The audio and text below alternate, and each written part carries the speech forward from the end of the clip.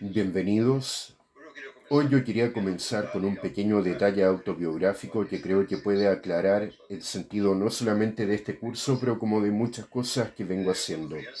Cuando niño recibí excelente formación católica en una escuela dirigida por padres italianos de la orden carlista que estaban dedicados específicamente a la educación.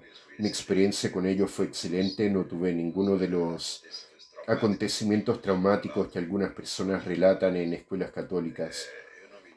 No recuerdo haber llevado una única bronca de parte de los padres durante todo el tiempo que estuve allá, me llevé muy bien con ellos. Cuando fui a la escuela secundaria, el área católica allí estaba enteramente dominada por un asunto llamado JEC, Juventud Estudiantil Católica aliada con la Juventud Universitaria Católica, que entonces no era muy bien vista por las autoridades católicas, pero eran toleradas de alguna forma. Cualquiera fuera el caso, el hecho es que cualquier iniciativa católica en aquellos medios estaba dominada por estas dos organizaciones. Ellos hacían los sermones, llevaban a los niños a hacer la primera comunión, etc. Cuando fue el Concilio Vaticano II, 62-63, repentinamente esas organizaciones adquirieron un poder hegemónico absolutamente fantástico que acabaron por transformarse en la AP, Acción Popular, más tarde, confesadamente, Acción Popular Marxista-Leninista, que terminó por dominar toda la atmósfera de la iglesia, principalmente en San Paulo. No puedo decir lo que sucedió en el resto del país, pero porque no estaba ahí, pero en San Paulo fue así.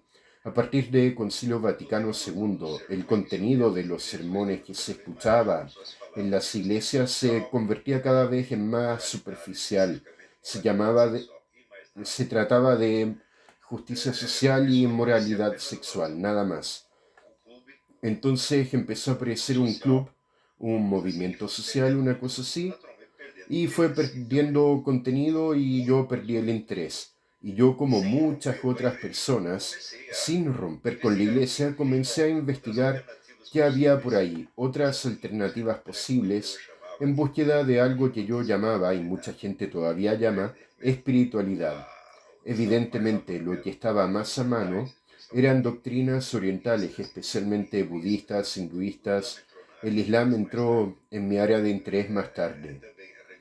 También religiones indígenas, africanas, todo el movimiento de la nueva era, con el cual yo tuve un contacto profundísimo por haber sido durante años redactor de la revista Planeta, que solo se interesaba por esto. Entonces, prácticamente todo el personal ligado al movimiento Nueva Era, yo los conocí a todos uno por uno profundamente.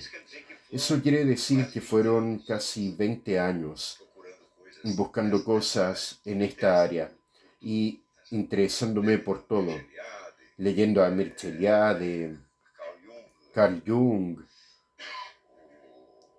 el Daisetsu Suzuki y millares de otras cosas en la época. Yo llegué a traducir el libro del gurú de la nueva era en Estados Unidos, que era Alan Watts, un libro llamado The Book, que por cierto el editor no pagó los derechos autoriales, editor inglés, que mandó una carta diciendo así: suponiendo que el libro que ustedes publicaron con el título tal sea el mismo que publicamos con el título tal, no lo vamos a procesar ustedes porque sabemos que es una costumbre de su país, pero yo no tuve nada que ver con eso, yo solo hice la traducción. También en la misma época, gracias a Alan Watts, él hacía muchos paralelos entre la doctrina budista y los enseñamientos de la escuela analítica angloamericana, especialmente Ludwig Wittgenstein, que fue una cosa que me llamó mucho la atención en la época. Yo me sumergí ahí en el Tractatus Logicus Philosophicus y en aquellas analogías entre pensamiento budista y lógica analítica me parecieron muy interesantes, pero continué buscando y perdía cada vez más el interés por la Iglesia Católica, como no encontraba absolutamente nada que pudiese aplacar mi sed de algún tipo de conocimiento espiritual. El trayecto de las personas que pasaron por experiencias idénticas Fue bastante similar. Ellos van primero para lo más vulgar, nueva era, ufología, espiritismo, etcétera, etcétera, y después hacen contacto con las escuelas derivadas del Gurch, George Gurch, que es un crítico terrible de todo esto, y que viene con una disciplina mucho más exigente y con pretensiones infinitamente más elevadas. Yo ahí en esos medios vi cosas extraordinarias. Había un tipo llamado Lidin Ginati que desarrolló una disciplina llamada biopsicoenergética, que era una manera de que tú absorbieras en el cuerpo humano energías del ambiente. Ahí llegaban a suceder cosas del siguiente tenor. Esos ejercicios de flexiones en el piso que un deportista bueno hace 80, 90, esta gente hacía 2000 y no morían. También él mandaba a una viejita de 70 años subir a un árbol, a una palmera, y bajar de cabeza hacia abajo. Y la vieja lo hacía, y vi a sujetos con esas técnicas curar la esposa de un famoso actor paulista, cuyo nombre no recuerdo en el momento, que estaba condenada con cáncer terminal, y él usando unas lámparas de colores curó a la mujer y la mujer vivió más 30 años. Ya a esta altura debió haber muerto. Yo vi todas esas cosas. Mientras tanto, todo eso me parecía tener muy poco que ver con la espiritualidad. Nosotros estábamos viendo simplemente energías sutiles de la naturaleza y no pasaba de ahí. El hecho de una cosa ser invisible no significa que sea espiritual. Toda esta corriente, el Dalai Lama lo llamó incluso materialismo espiritual. Entonces quedé años orbitando ahí en el materialismo espiritual y vi que ahí no encontraría nada de lo que estaba buscando. Después de la etapa gurdjieffiana, que ya es alto nivel en comparación con la nueva era, entonces naturalmente entra el tradicionalismo de Yenon y Shuon. Entonces, el primer contacto que tuve con eso fue en un libro llamado Sordonosis de Jacob Niedelman, y después más tarde yo lo vine a conocer, que era una antología de textos que tenía textos de Malasuanye y del mismo Fridtjof Schuon, de Burjas, y todo eso era muy impresionante. Yo dije, opa, aquí esto ya es high level, ¿ah? Se acabó la jugareta, ahora el asunto es serio. Y naturalmente me fui aprofundizando en eso hasta convertirme en un miembro de la tarica de Fridtjof Schuon, y felizmente, siendo una tarika multiconfesional, no te exigía una conversión al Islam. Simplemente tú hacías prácticas Islam de la misma forma que Thomas Merton hacía prácticas budistas sin convertirse al budismo. Y Schuon dirigía grupos de budistas ortodoxos, católicos, islámicos, hinduistas, etc. Y se consideraba una especie de papa interreligioso. Y también ahí yo vi, claro, que todo eso es de muy alto nivel. Sobre todo, Guénon te proveía una llave extraordinaria que era la comprensión del simbolismo. Único autor del siglo XX que explicó lo que significa el simbolismo fue Guénon, y eso te permitía hacer analogías entre varias tradiciones religiosas y comprender los puntos en común. Solo que tanto Schuon como Guénon insistían en que esas varias tradiciones no podían fundirse.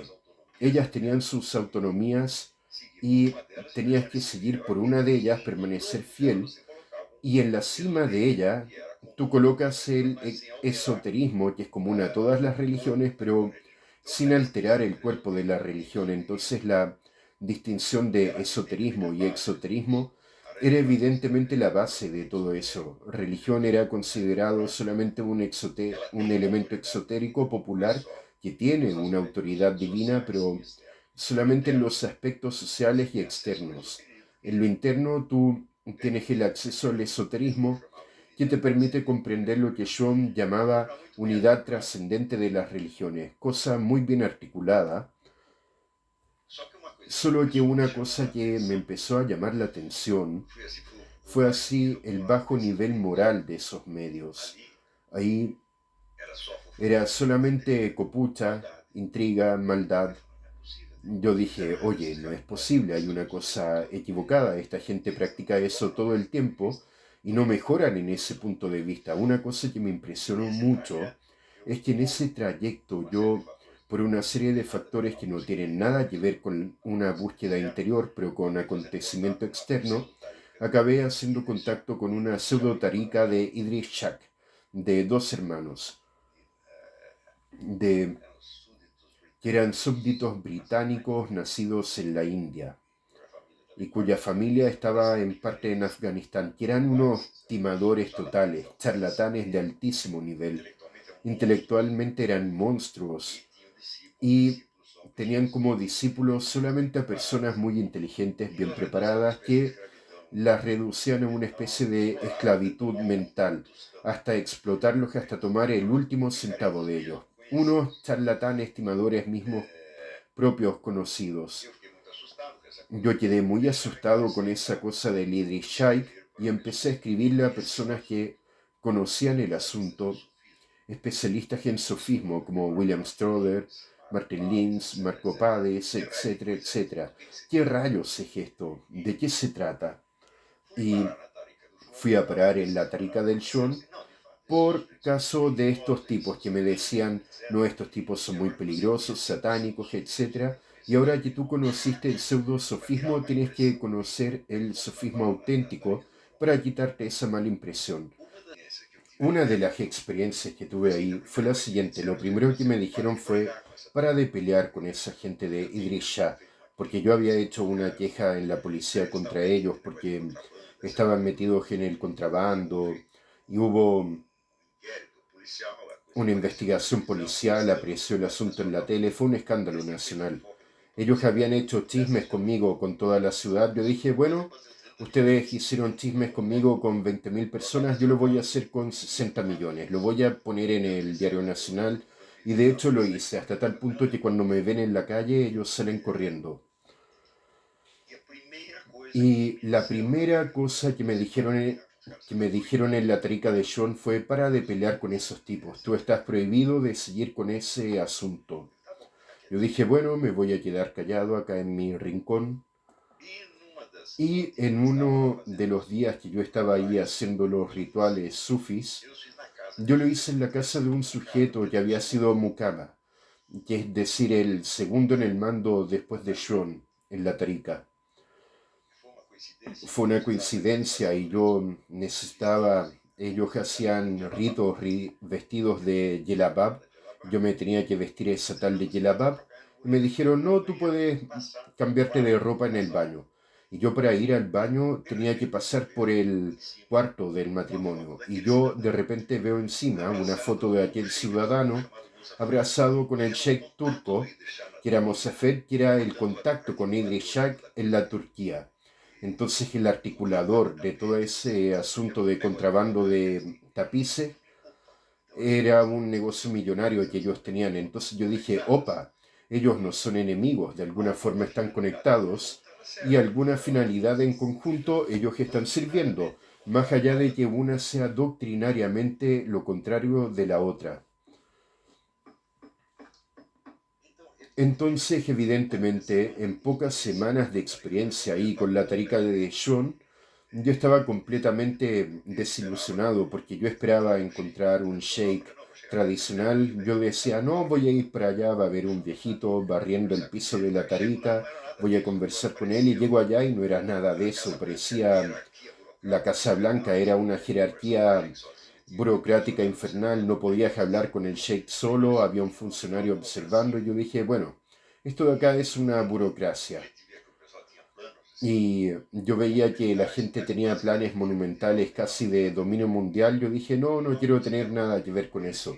Así que luego armé una pelea con ellos que gracias a Dios me echaron de la tarica porque tú no puedes salir, solamente te pueden echar. Entonces yo hice unas cosas mal criadas sabiendo lo que iba a pasar y ellos me echaron. Fue lo mejor que me sucedió en la vida porque a partir de ese día yo dije, bueno, ahora ya no hay más gurú, no hay más sheikh y no quiero tener nada más de eso. Entonces ahora voy a tener que buscar por mis propios medios. Y fui buscando a través de mis propios medios en la cual yo entré en la siguiente línea de pensamiento. Yo dije, bueno, todo eso que estamos haciendo, todas esas experiencias, la gente está buscando a alguien para llamar de Dios.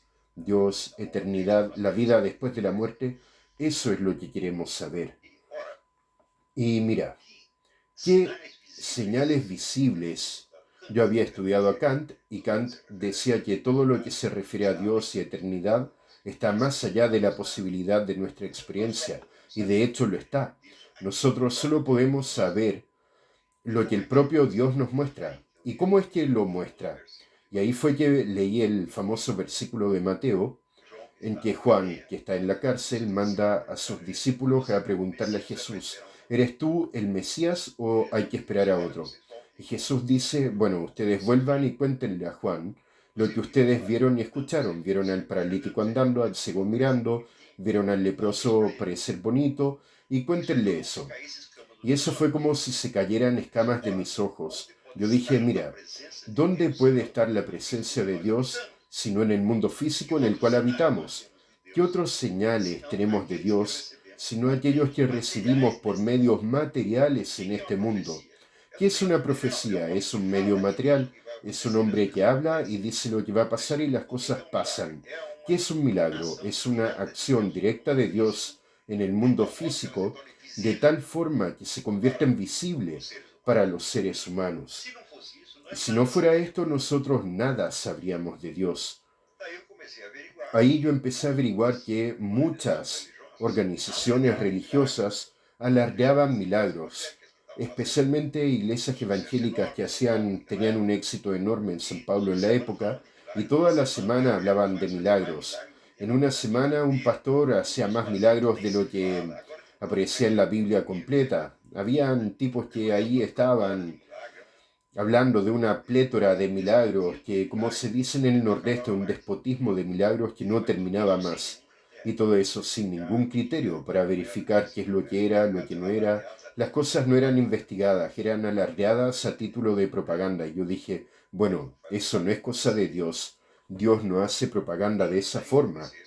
Luego empecé a estudiar el criterio de los milagros en la Iglesia Católica y vi que de 20.000 milagros alegados, la Iglesia, después de muchas verificaciones hechas por ella misma y por científicos ajenos a la Iglesia, acepta por ahí una media docena. Yo dije, bueno, ahí tenemos alguna pista. Y es la única pista que existe, porque todo lo otro es palabrerío. Tú no ves realmente la acción de Dios en el mundo. Y si no existiera la acción del Dios en el mundo físico, nada sabríamos de él. En ese punto Kant tenía razón. Entonces, directamente, nada podemos saber, pero podemos saber filosóficamente a través del raciocinio de analogías, como Santo Tomás de Aquino lo explica. Pero esto también es una cosa que te convence intelectualmente. Pero la convicción intelectual desacompañada de alguna evidencia física no tiene fuerza. Luego otra cosa que me ocurrió fue, espérate ahí, muchas religiones alegan milagros, pero el cristianismo no alega milagros, está hecho completamente de milagros. Es el nacimiento virginal, son los milagros de las cosas que Dios hizo en su vida y la resurrección. Yo dije, espérate ahí.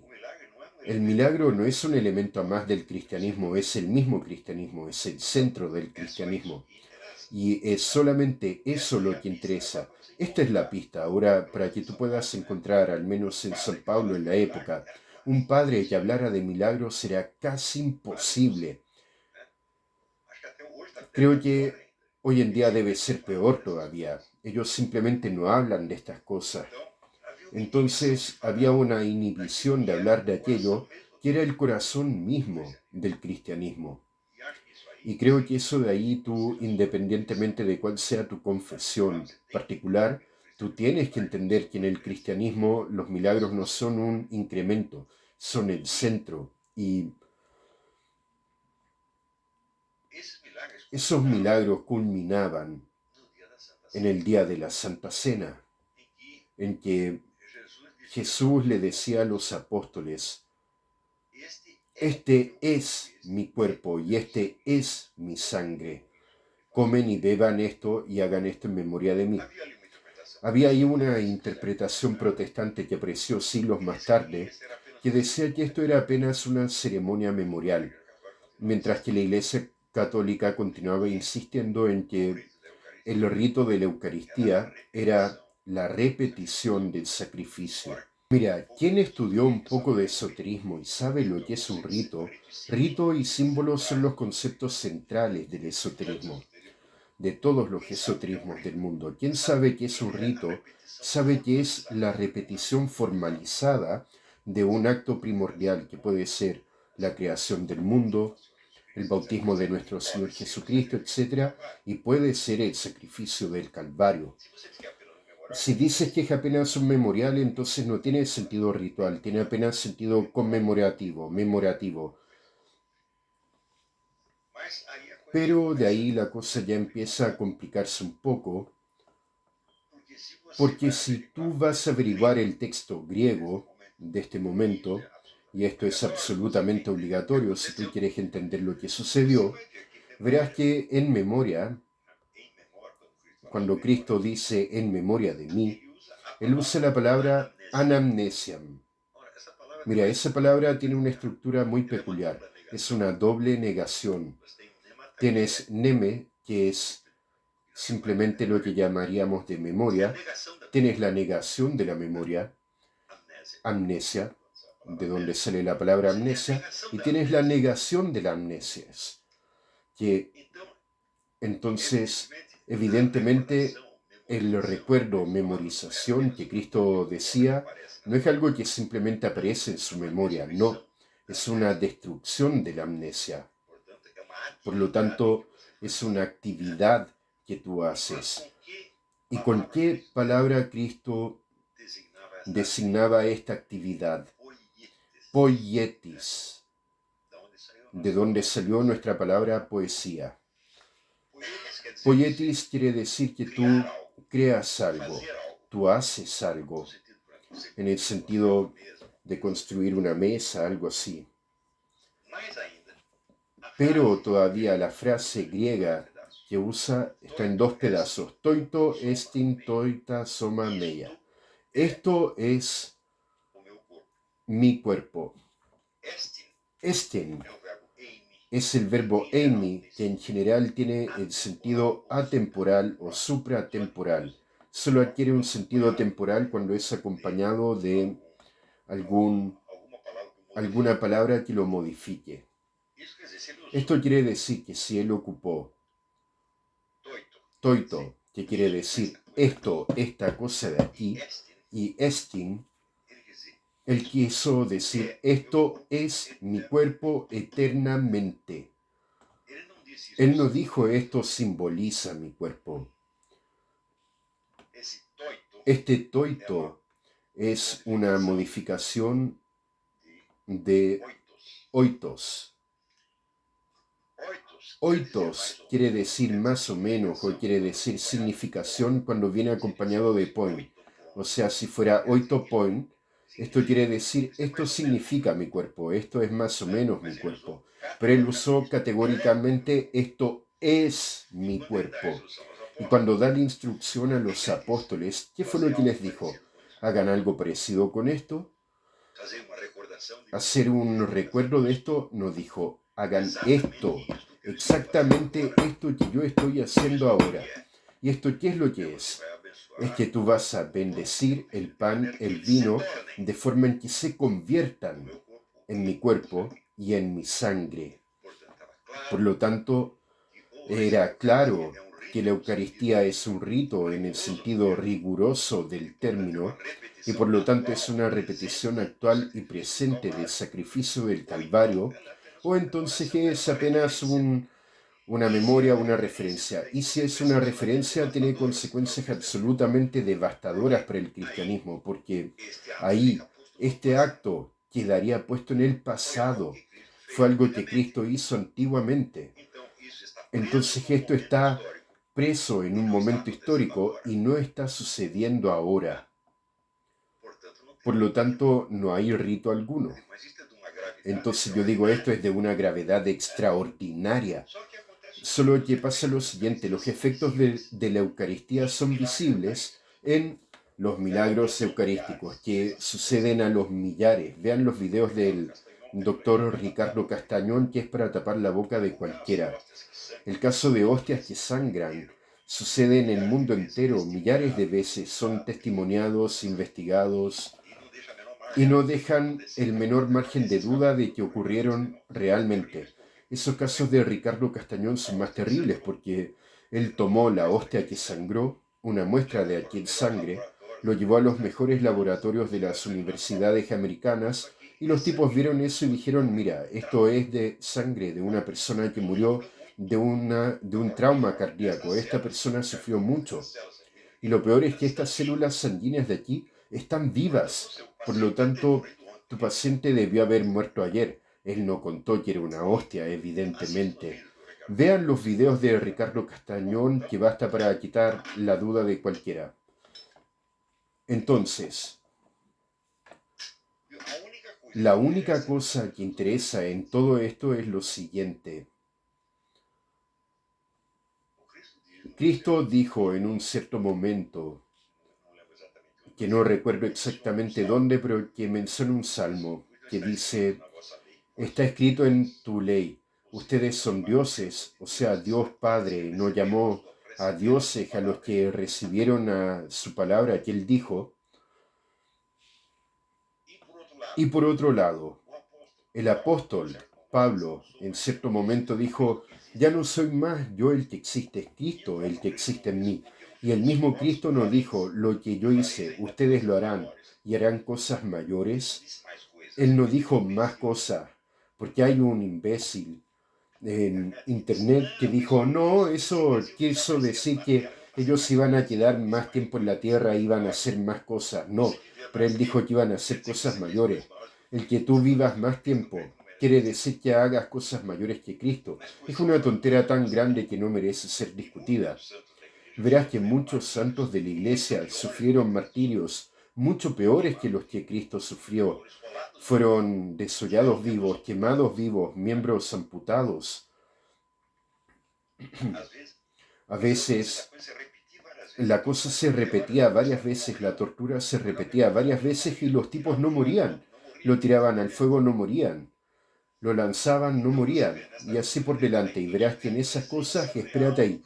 Allí está la presencia real de Cristo en esas personas. Ellas ya son Cristo. Y es de esto de lo que se trata el cristianismo completo. Como dijo el padre Alintero, se trata de la divinización del ser humano, de su transfiguración en el mismo Cristo, transfiguración que no tiene sentido de una absorción que abole tu individualidad. No lo puedes interpretar en términos del vocabulario budista, que dice que tienes que destruir el yo, etc. Mira, lo único divino que tenemos es el yo. Lo otro los animales lo tienen raciocinio, memoria, sentimiento, pero no tienen el yo, no son un centro actuante. Apenas reaccionan a una cadena de causas que viene desde fuera y delante de ellos que pasa por ellos, mientras que nosotros, esa cadena de causas puede ser interrumpida por nuestra voluntad. Estaríamos programados para hacer una cosa, pero decidimos hacer otra. El mismo caso de los mártires, que tenían todo para negar a Cristo, pero no lo negaron. ¿Por qué escogieron no negarlo? ¿Fueron condicionados para eso? ¿Alguien está condicionado a ser quemado vivo y prefiere hacer eso antes que negar la fe? No, nadie está condicionado para algo de eso. Entonces quiere decir que el yo es la única cosa divina que existe en el ser humano. Porque ¿cómo es que Dios Padre se autodefinió? Yo soy el yo soy. Por lo tanto, tener un yo no es un elemento natural en el ser humano. Usar la palabra yo es otra cosa, cualquiera lo puede usar. Yo lo puedo colocar en la boca de animales, en un dibujo animado, ahí están los monos diciendo yo, yo, yo, yo. Pero tener un yo en el sentido de ser un centro decisivo y de ser, por lo tanto, no un reflejo pasivo de las causas que actúan sobre nosotros, pero ser nosotros mismos causas, Solamente el ser humano lo tiene. No hay ninguna explicación natural para esto, pero hay una explicación divina. Dios es el yo soy. Dios es el único yo pleno, verdadero y permanente. Nuestro yo cualquiera se dará cuenta que es intermitente. Ejemplo, cuando duermes, ¿puedes asegurar que el sujeto de los sueños eres tú o otra figura que está pensando? No lo puedes asegurar. Nuestro yo tiene una presencia intermitente. Es escandido, cortado y vuelta y media neutralizado por otros factores, pero nosotros lo reconquistamos de nuevo y de nuevo. Y lo que asegura la permanencia de este yo es solamente la acción del Espíritu Santo. Esta acción del Espíritu Santo tiene que pasar sobre una barrera de resistencia material de nuestro cuerpo. ¿Y cómo es que nosotros vencemos esto? ¿Leyendo la Biblia? No. Tú tienes que tomar el cuerpo y la sangre de nuestro Señor Jesucristo físicamente. Si no, las cosas no suceden. Investigando los varios ritos iniciáticos que existen en el sufismo, masonería, hinduismo, etcétera, etcétera, yo vi que ninguno producía este resultado. A veces producía una exaltación intelectual formidable. Hacía al sujeto comprender cosas que naturalmente no comprendería. Por ejemplo, si ustedes leen los mismos textos de Schön, de cristianismo, él lo comprendió perfectamente, pero él no encarnaba el cristianismo. Él no era un santo cristiano, no era nada, era apenas un genio, como existen tantos. Guénon, lo mismo. Guénon, cuando su mujer murió, la primera mujer murió, él tuvo una depresión de varios años que no conseguía hacer absolutamente nada. Yo digo, ¿esto es propio de un hombre de verdadera fe? No. Tú sentir una pérdida humana, por peor que sea a ese punto, no es normal. Tanto que más tarde, cuando el mismo Guénon estaba por morir, él ya había pasado esta fase, y él dijo a su mujer, yo voy a morir probablemente hoy, ustedes no me van a ver, pero yo los voy a ver a ustedes. Entonces los niños empezaron a llorar y no los dejes llorar. Pregúntate así, ¿cómo es que tú osas comportarte de esa forma en presencia de tu padre? Ahí él ya sabía que había algo más. Ya se había acostumbrado con la idea. Por lo tanto, no es lo que nosotros vemos durante la vida de él en suma. La transfiguración del hombre en el verbo divino, del ser humano en el verbo divino, solamente sucedía por un único medio. Y dije, santo cielo, este es el único rito iniciático que existe. El resto no es iniciático, es apenas exotérico. Y esta distinción la hice al comienzo, ya que la idea de iniciación está asociada al esoterismo, o sea, una transmisión más o menos secreta. Cuando intentamos aplicar el concepto de esoterismo y exoterismo al cristianismo, llegamos a aquel resultado que llega a Guénon.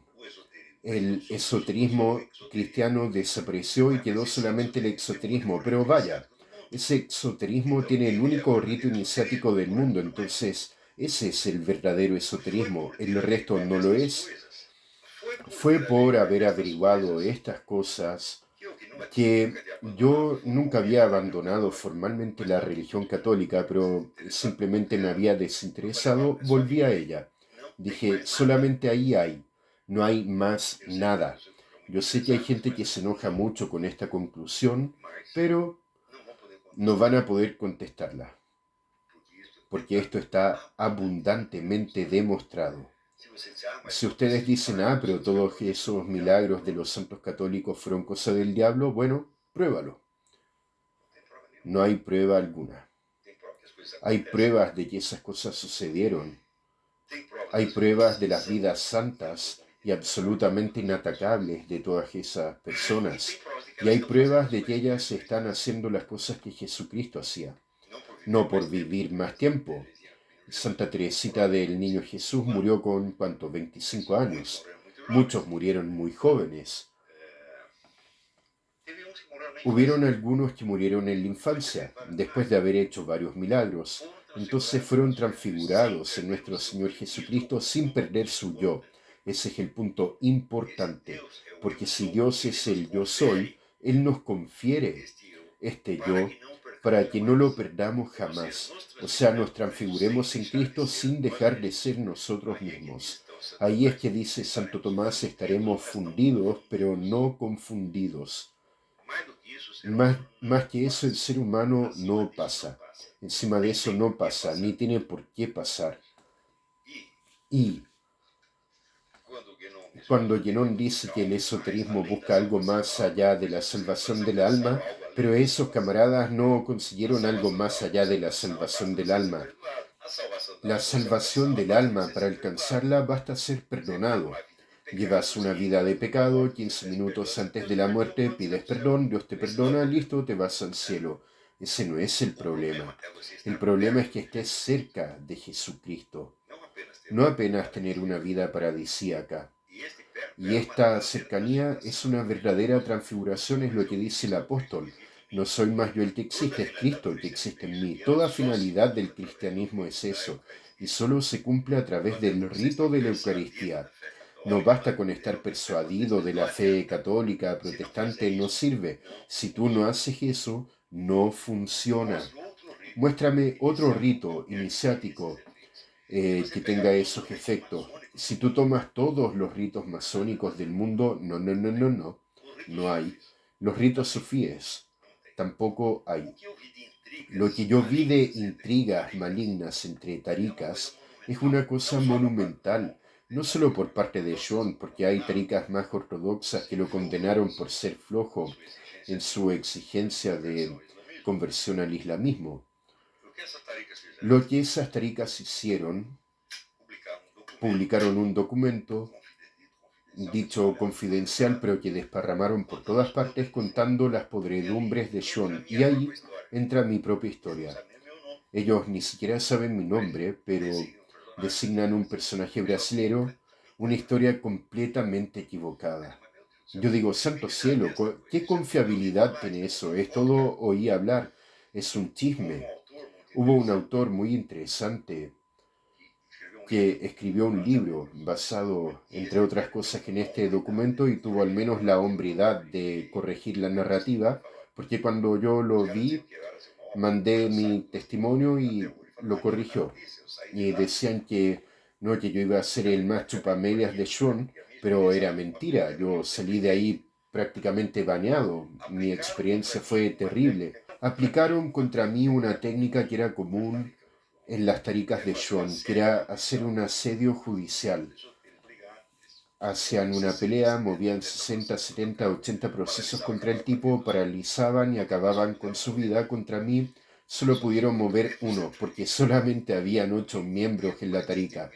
No habían más testigos, entonces movieron uno, que me dio 6 años de trabajo. Naturalmente salí inocente al final, pero me comió tiempo, dinero, energía, etcétera, etcétera. Entonces, por ese tipo de recursos ya te das cuenta de qué tipo de gente se trata. Los tipos moralmente de ellos no puedes esperar nada, absolutamente nada. Por otra parte, Guénon se sabe que era viciado en opio. Y si ese hombre tuviera tales alturas espirituales, ¿por qué tenía necesidad de eso? Uno de los principales miembros de la Tarika de John, que fue íntimo y hasta secretario de Guénon en Egipto durante un tiempo, era un sujeto de tendencias reconocidamente pedófilas. Homosexual, tarado vuelto loco por jovencito, francamente pedófilo. Pero basta eso para que tú sepas en qué tipo de medios era ese. Ahora en la Iglesia Católica tú observas también ese tipo de cosas, solo que tú no observas solamente eso. Al mismo tiempo que hay eso, tienes santos de verdad, milagros de verdad, etcétera, etcétera. En los otros solamente tienes esa corrupción y una presunción intelectual monstruosa. Entonces hoy, cuando vemos este avance islámico en Occidente, verás que ese avance se vuelve contra dos cosas. Una cosa que llaman civilización moderna, materialista, cientificista, y contra el cristianismo. Pero su odio a la civilización moderna, cientificista, no es tan intenso. ¿Por qué?